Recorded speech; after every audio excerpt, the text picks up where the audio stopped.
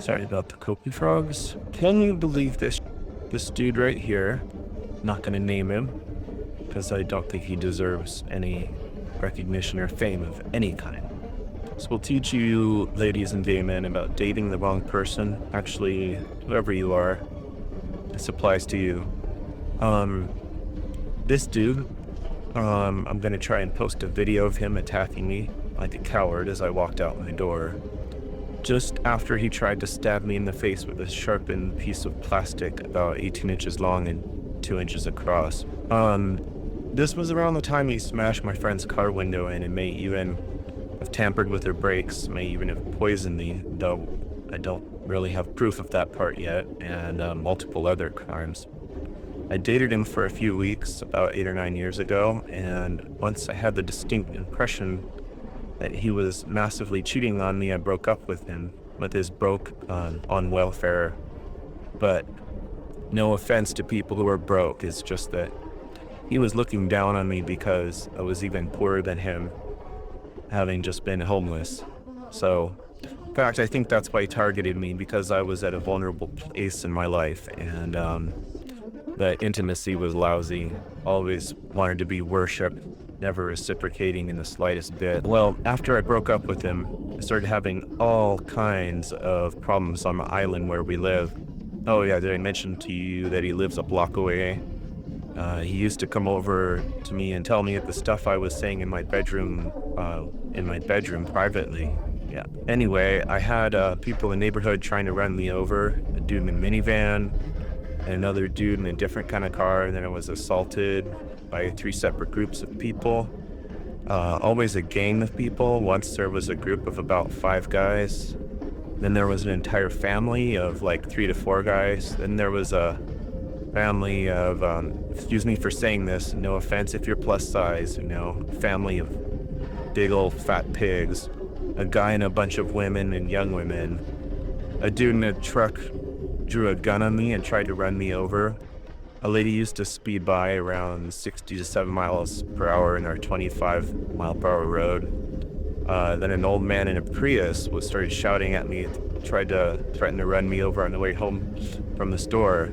And there was a dude that drove me into a ditch and got my other ACL, my knee, permanently torn, besides the other one. Anyway, before all that, around one of the nights that I think he slipped something into the food he made for me, I had this horrible freak out and meltdown. Now, I think I might be on the autistic spectrum. I'm in diagnosis for it. I've had meltdowns my whole life, but nothing like this. I acted out. I was not my best self, trust me. When I was alone, I was starting to get the feeling that I was being watched in my bedroom, which turned out to be true. I had the feeling people were saying nasty stuff about me behind my back. My family turned their backs on me because I was acting out. And I had almost no friends who believed that I was going through all this. Thought I was crazy, I was making it up. They didn't believe the hammer that had been thrown at my head. They didn't see the machete that was left behind after the car sabotage, or they didn't care. Police didn't want to see videos, nothing really. Anyway, I may be mixing the order of things up, but one night I had this horrible meltdown, maybe spurred on by whatever was really wrong with my head that night. A good neighbor in the area called the police for a mental health check, and instead, they sent a SWAT team. I was lying down inside sleeping when steel-toed boots burst through the screen door and unlocked it from the inside and dragged me up on my feet, repeatedly slamming my head into the concrete and standing on my neck like George Floyd about a year before all that stuff happened to him. I was pepper sprayed and screamed at and thrown like a rag doll into the back of a hard plastic seat, a police SUV. I was accused of resisting arrest, which I did not. The cops have all been assigned other departments on the continent somewhere, I was told by my lawyer. I had to walk home from the jail after 3 days, no glasses, no money, no shoes, on pavement and broken glass, almost 10 miles out of the 21 miles or so to my house from the jail. Sorry about all the noises, guys. Later after that, I became pissed at my parole officer assigned to me, who always treated me with hostility, never believed a word I said. So I stopped complying. and I was picked up after being harassed by yet another neighbor who had assaulted me before. And I was jailed for a month, where I was again cold cocked in the head by an inmate out of the blue.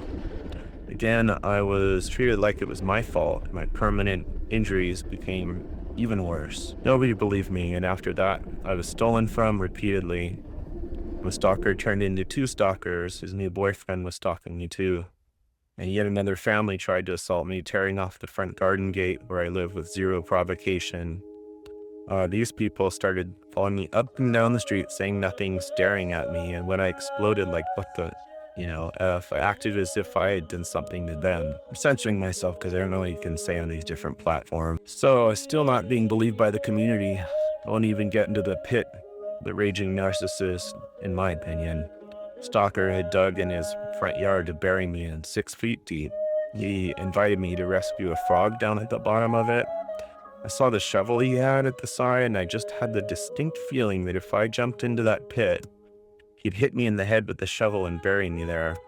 I turned around, grabbed my things, and politely left. His ex crossing paths with me on the way out.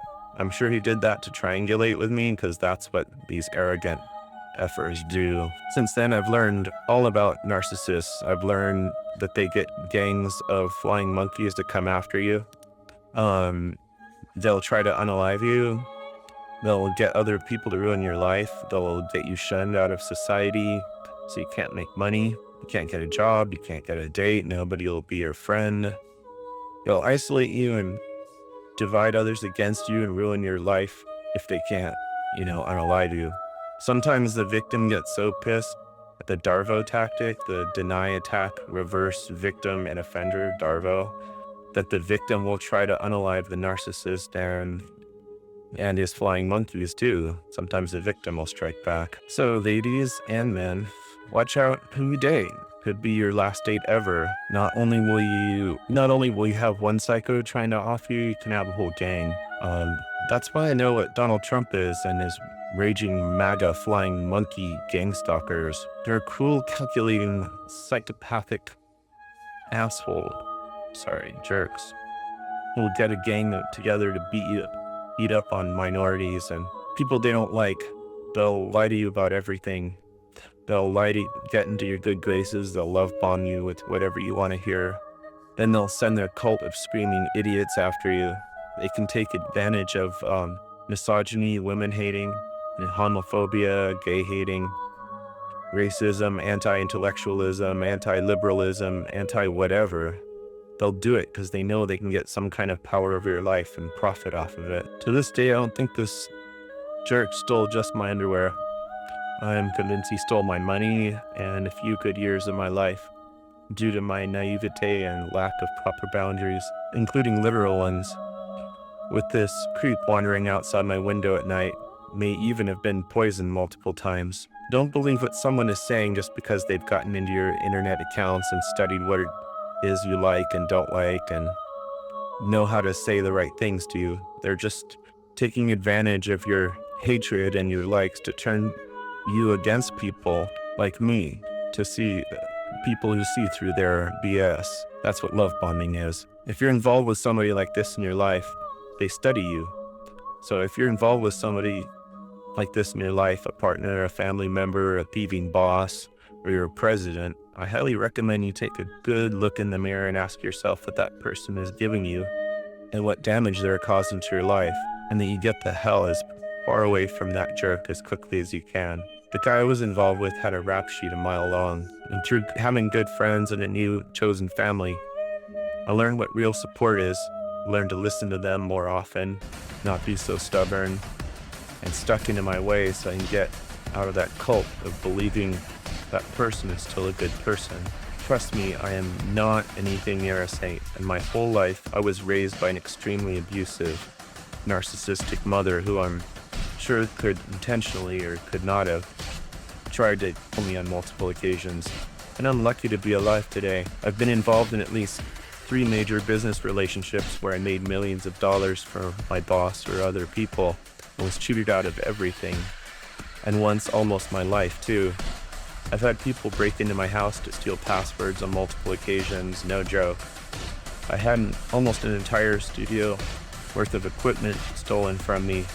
I even joined several MLMs like Trump's scammy ACN about 20 years ago and lost tons of money on that too. So I know what it's like to be vulnerable to a cult, like a group that worships an unworthy human being, or MAGA, or a multi-level marketing company, or just a religion, a part of your family. Even my religion was worshiping a billionaire, thinking he was a good person, just because he promotes Buddhism and giant bunny ears, raking in billions and giving back, what, a few nice buildings people can use once or twice a month, some papers and wisdom you could just as easily find online for free from a reputable source. So sure, stay in it, swallow the poison, swallow the lies till it gets you ostracized from society for believing in harmful, go ahead, stay in it. Or get out of it, girl or boy. Pack and run and never look back. Stop lying to yourself. It's never gonna get better. It could already be costing you all your money and all your life. I apologize for repeating myself. I've said all this before in my other videos if you've seen any of them, but I really had to come out and say this in more logical ways that I think everybody can understand. Stop believing the lies. When a narcissist tells you that you're not seeing what you're seeing, something is wrong with your head if you keep believing it for 1 second longer. There's a hidden hand behind you reaching into your pocketbook, robbing you blind or stabbing you in the back. Once they've got what they want from you, you're not a person to them. You ain't a boyfriend, a girlfriend, or a son, or a political follower, or employee. You're a supply cabinet. Adam Westish, over and out.